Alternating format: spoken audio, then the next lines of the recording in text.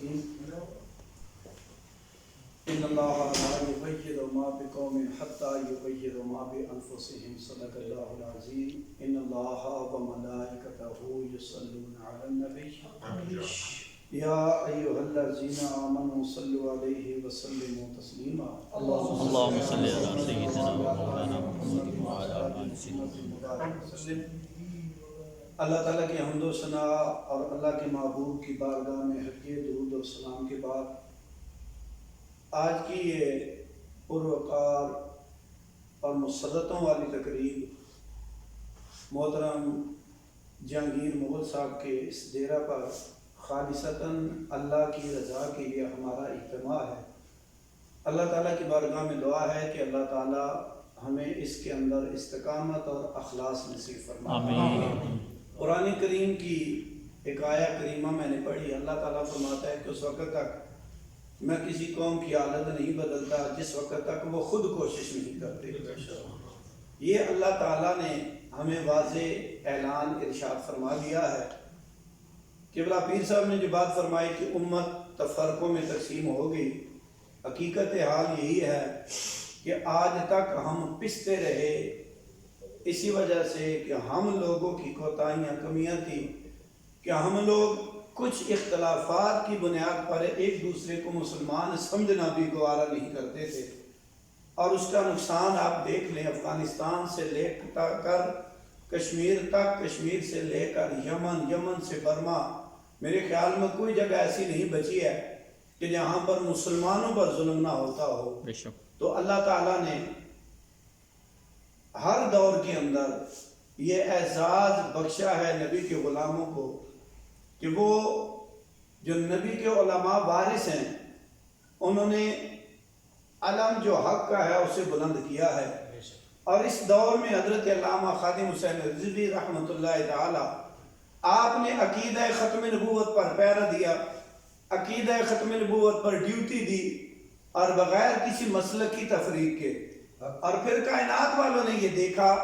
کہ جب جنازہ ہوتا ہے اس کے بعد تعزیت آتی ہے، اس میں نہ تو بریلوی کی تفریق تھی، نہ اہل حدیث کی تفریق تھی، نہ دیوبندی کی تفریق تھی۔ ہر بندہ یہ کہتا تھا کہ اللہ تعالیٰ نے عالم اسلام کا ایک تحفہ واپس لے لیا ہے۔ کیوں؟ اس لیے کہ انہوں نے خالصتاً اللہ کی رضا کے لیے، عقیدہ ختم نبوت کے لیے اپنا کردار ادا کیا۔ وہ اس دنیا سے چلے گئے، ان کا مشن جو ہے وہ ابھی زندہ ہے، اس لیے کہ عقیدہ ختم نبوت ہر بندہ مومن کی اساس ہے عقیدے کا۔ اگر یہ مستحکم اور محفوظ ہے تو عبادت، نماز، روزہ، حج، زکوٰۃ یہ اللہ کی بارگاہ میں مقبول ہے، اور اگر یہ مضبوط نہیں ہے تو ہماری کوئی عبادت مقبول بھی نہیں ہے اور کوئی عبادت اللہ کی بارگاہ میں جا نہیں سکتی۔ میں زیادہ گفتگو نہیں کروں گا، علاقائی سطح پر ترنول کے اندر الحمدللہ تعالی امام مسجد ہوں، میں اپنے لیے یہ اعزاز سمجھتا ہوں۔ محترم المقام جہانگیر مغل صاحب سے ایک محبت، ایک عقیدت پہلے بھی تھی۔ کسی کی زبان پر اس کی تعریف کرنا وہ اچھا نہیں ہوتا، لیکن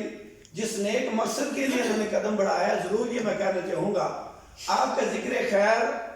آپ کی شرافت اور آپ کی اس محبت کے بارے میں اہل علاقہ سے سنا ہوا تھا، لیکن جب آج آپ نے یہ فیصلہ کیا کہ یہ محبتیں، یہ عزتیں اور یہ شرافتیں نبی کے نام پر لے کر ان کو آگے چلنا ہے، یقیناً ہمارے دلوں کے اندر ان کی محبت اور زیادہ بڑھ گئی ہے۔ لبیک لبیک لبیک یا رسول اللہ، لبیک لبیک لبیک یا رسول اللہ، لبیک لبیک لبیک یا رسول اللہ، نعرہ ختم نبوت زندہ باد زندہ باد زندہ باد۔ ترنول جب دھرنا ہوا، ترنول کے اندر جب الیکشن ہوئے، ہم نے اپنی بساط کے مطابق کوشش کی، لیکن دل کے اندر ایک ہوتی تھی کہ جنہیں اللہ نے دنیا کی عزتیں عطا کی ہیں، کاش ان میں سے کوئی ہمارے ساتھ چلے دین کی عزت کے لیے۔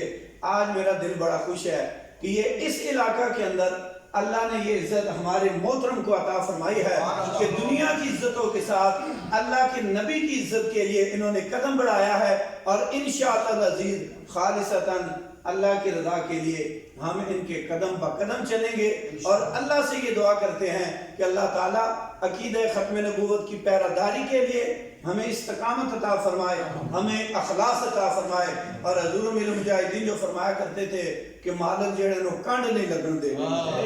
ٹھیک ہے نا، نماز بھی آسان ہے، روزہ بھی آسان ہے، سارے کام آسان ہیں، لیکن ایک کام مشکل ہے، اور وہ ہے کہ جب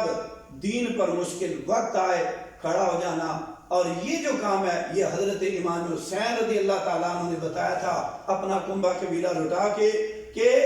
جب دین